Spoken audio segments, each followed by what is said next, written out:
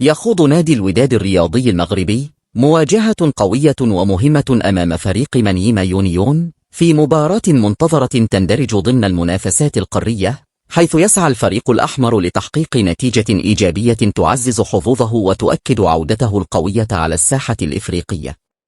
الوداد يدخل اللقاء بمعنويات مرتفعة، معتمدا على خبرته الكبيرة في البطولات الإفريقية وقوة لاعبيه، إضافة إلى الدعم الجماهيري الكبير الذي يمنح الفريق دفعة معنوية قوية. من جهته، يسعى فريق منيما يونيون إلى تحقيق المفاجأة ومحاولة إحراج الوداد في مباراة يتوقع أن تكون حماسية ومفتوحة على جميع الاحتمالات.